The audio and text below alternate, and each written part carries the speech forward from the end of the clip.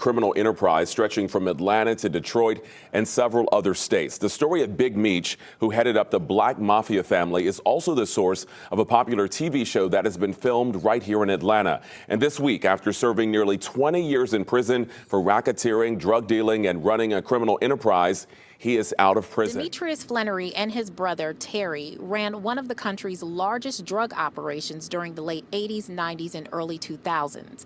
The pair had hundreds of employees, generated hundreds of millions of dollars, and even had a successful record label and magazine. But in 2006, the brothers were indicted in a federal RICO case originating out of Georgia. In 2020, Terry Flannery was released, and just this week, Big Meech was released from prison. He will serve the remainder of his sentence at a halfway house in Miami. I'm not discrediting none of the big homies for, what they did in these streets and, how much money a nigga made. I'm just saying, me and Meech, we did it the biggest. We made it look good. We put that face. We made them folk come get up, nigga. It ain't fun having all that money. You can't put it in a nigga's face. Now, y'all gonna tell me that niggas popped that harder than me and Meech. That's cap. That's cap. I was the first young nigga in the city of Atlanta with a Lamborghini at such a young age. Bought this whole community. Had tons and tons of money on planes and jets. So look, I ain't discrediting on there. I ain't been cocky or nothing. But man, Meech, we did it the biggest. We had fun, nigga. Then them other niggas, them niggas didn't even know how to dress. Like, stop playing. Like, talking about Rick Ross. And they ain't know how to dress. I keep talking about, oh, dude, them that did they thing back in the day. They're cool now, but come on, dog. Now, y'all know them niggas had them big, ugly church suits on it, man. Y'all couldn't even get movies of black and white back then. And, yeah, nigga, we put that face swagged up, chained up, jetted up, bad there. Well, come on, man. Y'all can't be serious. I don't want to hear all that. Y'all looked up to them.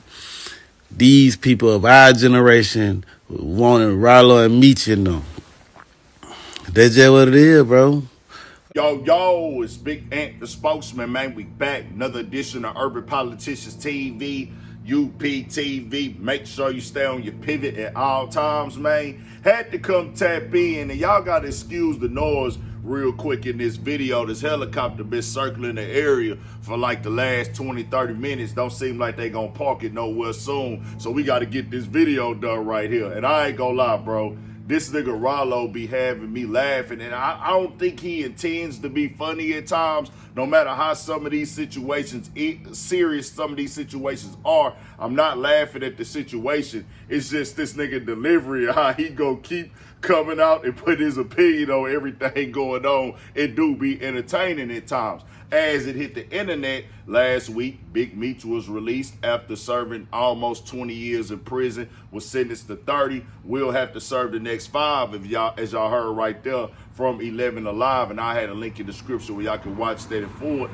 The final 5 of this will be served on house arrest and everything like that. So the internet been talking about it. The BMF series has brought this story to the whole national level. One of the top TV shows, Big Meech, ball and stunting, showing out, and then also being connected to rap. Him looking out for people, showing everybody love, being overly generous with the money that he was making because they were so up. So it became a thing in the game. Well, Ralo went to the internet on Twitter the other day, and a lot of people started to get on him, and that's what he responded to right there after he had put out this tweet. The streets is dead, OG. Get this legal money and stay out these F niggas' way. Don't even worry about what an F nigga say. Most of these so-called street niggas ain't even made $1 million out the dope game, but always talking street-ish. And he put that up on Twitter. He was reposting, everybody shared it. I seen him in the comments and everything like that. And I hear what Ralo was saying when he's talking about looking out for the people, taking care of the community and things like that. And I always respected Ralo for that. Giving back. I seen him feeding the homeless. I seen them buy the whips. I seen them get the apartment with all the cribs and everybody was living there rent-free, whole family taken care of. Shit, hey, I would love to live that lifestyle. Now, I ain't trying to go through what niggas is going through to get it, but, you know, that would be dope for me. That'd be the ultimate blessing and thing that I would love to have. So I always saluted Ralo for that. Even when he was pushing on interviews at times talking about, hey, bro, I'm not promoting violence. When I talk about my music, we not finna push violence and tell nobody to do nothing violent. We gonna push a real message out there. Him and his team was praying together and things as well. But when you come on the internet and you compare it to Meech and things like that, Ralo, they go get on you, dog. That just is what that is, because it's like they was doing this stuff as like on some supernational stuff. He did all this time. Ralo was getting it how he was getting it. He was living. He was stunting. He was balling. Ralo was having that money. But now when you compare yourself to somebody and say y'all did it the same, or you compared it, they gonna start looking at, well, hold on, bro, they had hundreds of millions, they had to go do all this time, do that time. And don't get me wrong, I'm not here to compare nothing. I ain't here to count Ralo money or Big Meech money or who had the most money. I'm just telling you how the internet gonna do it, bro. They gonna go at you, and that's why Ralo had to, you know, he chose to come over here and respond to it and say everything else after he put that tweet up, because I guess people was talking about different dudes in Atlanta getting money. I don't even know who he talking to right there, but he talking about how niggas was dressing, niggas was wearing suits and doing this. I don't even know who he's talking about right there, but I just know this. When you start getting into money comparison conversations or compare yourself to Big Meech with them having $100 million plus operation and things like that, yeah, y'all was stunting, y'all was all balling, but people gonna start putting that on the scale and they gonna come at you like, hold on, bro. You can't really offer him no advice, bro. Like, he know what it is already. The man just served 20 years. He did all this time. Ain't nothing for you to tell him. And then Ralo put it up on the internet. But Ralo was that guy before he went in. He gonna post everything about how he feel. He gonna give you his opinion. He gonna tell you what he's standing on and what he think.